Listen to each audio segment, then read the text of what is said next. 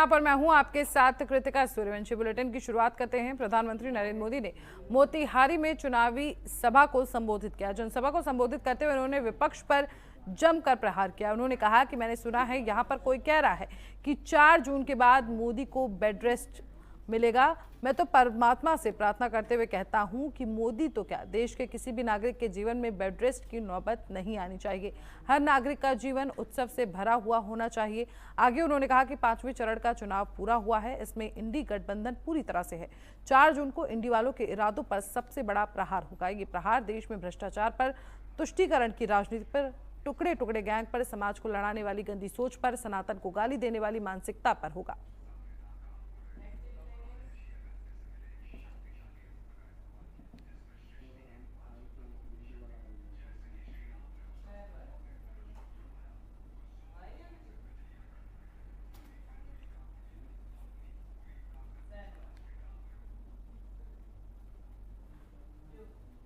वहीं बिहार की हॉट सीटों में से एक काराकाट लोकसभा सीट काफी चर्चित सीट बनी हुई है, जहां माले प्रत्याशी को लेकर बिहार सरकार के श्रम संसाधन मंत्री ने बड़ा बयान दिया है। उन्होंने कहा कि ये लोग मूड़ी कटवा हैं और इनकी प्रवृत्ति है 6 इंच छोटा करने की। काराकाट ने माले का दंश झेला है, इसलिए यहाँ के लोग इसे दोहराना नहीं चाहेंगे और नरेंद्र मोदी की नीयत और नीति पर विश्वास करते हुए इतना वोट देंगे कि काराकाट के लोग की उपेंद्र कुशवाहा विजयी होंगे और मोदी की 400 का जो आंकड़ा है वो पूरा हो सकेगा। दरअसल काराकाट लोकसभा सीट से एनडीए प्रत्याशी उपेंद्र कुशवाहा चुनाव लड़ रहे हैं, तो वहीं इंडिया अलायंस की तरफ से राजाराम सिंह को माले ने अपना प्रत्याशी बनाया है। वहीं निर्दलीय प्रत्याशी के तौर पर भोजपुरी गायक और अभिनेता पवन सिंह भी मैदान में ताल ठोक रहे हैं। पवन सिंह के आने से काराकाट में त्रिकोणीय मुकाबला माना जा रहा है। देखिए, उपेंद्र कुशवाहा जी एक नेता है। वहाँ के पब्लिक को लगता है कि उपेंद्र कुशवाहा जीतेंगे तो भारत सरकार में मंत्री बनेंगे। अब जब भारत सरकार में मंत्री बनेंगे तो काराकाट का स्वाभाविक तौर पे विकास होगा। वहाँ के लोग विकास पे वोट देना चाह रहे हैं। वहाँ का लोग जो भय मुक्त समाज पे वोट दे रहे हैं। एक तरफ माले, जिसको हम लोग पहले मुड़ी कटवा कहते थे, वो तलवार लेके खड़ा है। सबको पता है कि अगर माले जीत गया, अगर थोड़ी सी राजपूतों ने गलती की तो सामने जो खड़ा है जीतने वाला उस माले है जो 6 इंच छोट करने की प्रवृत्ति रहती है। और काराकाट ने माले का दंश झेला है।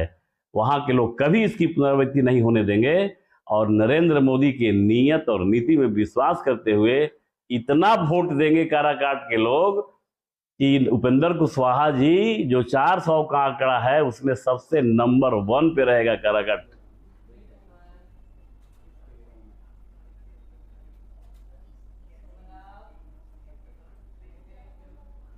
वहीं तेजस्वी यादव चुनाव प्रचार में रवाना होने से पहले मीडिया कर्मियों से बातचीत करते नजर आए। उन्होंने कहा कि सूचना मिली है कि सुबह सुबह की 2 लोगों को गोली मार दी गई है। ये चुनाव के बाद की घटना है। प्रशासन के लोगों से हमारी बात हुई है।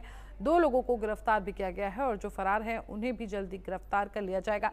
उन्होंने कहा कि चुनाव में हिस्सा की कोई जगह नहीं है। हार की बौखलाहट में कुछ लोग हैं जो इस तरह की घटना को अंजाम दे रहे हैं, लेकिन प्रशासन पर पूरा भरोसा है। जल्द ही अपराधियों की गिरफ्तारी की जाएगी और सख्त कार्रवाई की जाएगी। गोली मार के हत्या की गई है। तो ये चुनाव के बाद की ये घटना है और प्रशासन के लोगों से हमारी बात हुई है। प्रशासन के लोगों ने आश्वस्त किया है कि 2 व्यक्ति को तो गिरफ्तार किया गया है। 2 और जो फरार व्यक्ति हैं उनको तुरंत जो है आज शाम तक, जैसा हमको बोला गया, कि गिरफ्तार करेगी। और हम भी प्रशासन से चाहते हैं कि जल्द से जल्द वैसे लोगों को गिरफ्तार किया जाए।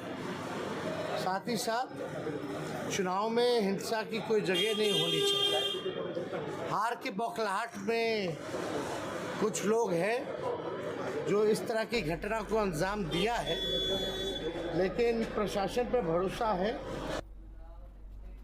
वहीं बिहार के छपरा में चुनावी हिंसा के दौरान हुई फायरिंग में एक शख्स की मौत हो गई। मृतक आरजेडी का कार्यकर्ता बताया जा रहा है। छपरा में हुई फायरिंग की घटना को लेकर आरजेडी उम्मीदवार रोहिणी आचार्य ने अपनी प्रतिक्रिया दी है।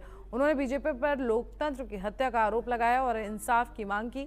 आरजेडी नेता रोहिणी आचार्य ने मीडिया से बातचीत के दौरान कहा कि बीजेपी वाले डरे हुए हैं, लोकतंत्र की हत्या की जा रही है, हमें न्याय चाहिए। हमारे 3 कार्यकर्ताओं को गोली मारी गई है, ये सब बीजेपी के गुंडे हैं, हमें न्याय और उन्हें सबक मिलना चाहिए। प्रशासन से हमारी मांग है कि इन सभी को पकड़कर जेल में डालना चाहिए।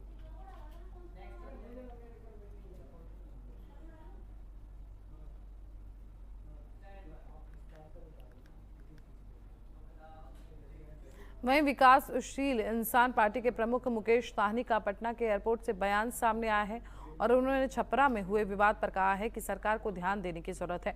मैं तमाम इंडिया गठबंधन एनडीए के कार्यकर्ताओं से अपील करता हूं कि सब अपने अपने पक्ष में वोट मांगें, लेकिन चुनाव के बाद इस तरह का कोई कार्य ना करें जिससे सरकार को तकलीफ पहुंचे।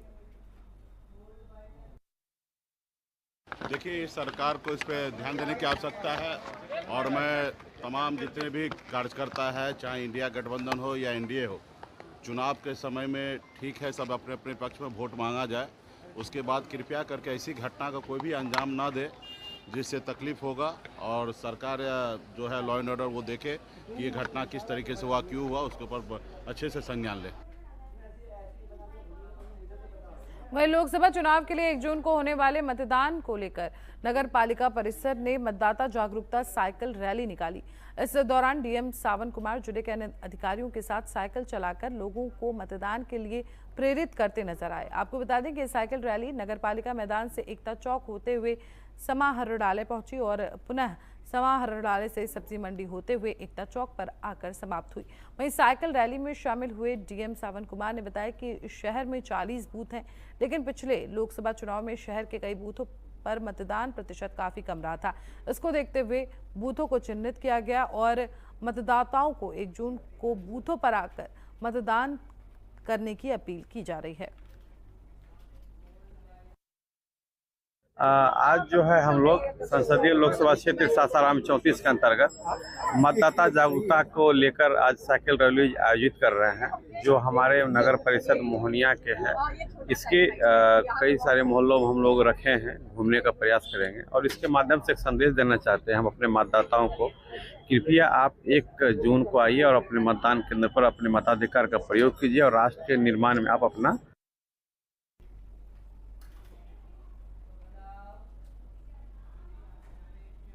वहीं अररिया जिले के बौसी थाना क्षेत्र के तमघट्टी गांव से एक सनसनीखेज मामला सामने आया है, जहां एक कलयुगी बेटे ने अपने ही पिता को धारदार हथियार से काटकर मौत के घाट उतार दिया।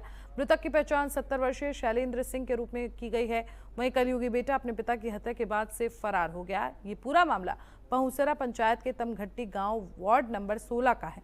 वहीं मृतक की पत्नी का कहना है कि छोटे बेटे को कुछ जमीन रजिस्ट्री कर देने के बाद बड़ा बेटा गुस्से में था। इस वजह से गुस्साए बड़े बेटे ने अपने पिता की चापड़ से हत्या कर दी।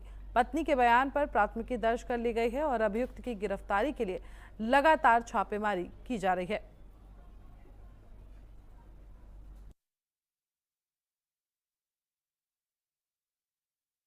सर तो ये सब तो दोनों भैयारी था सर।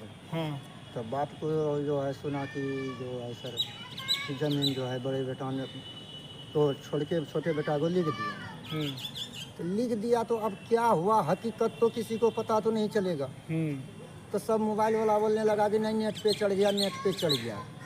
तो हम बोले नहीं नेट को अभी छोड़ो, पहले इंक्वायरी जाके चेक कर लो, कोर्ट है कचहरी है, पहले जाके चेक कर लो।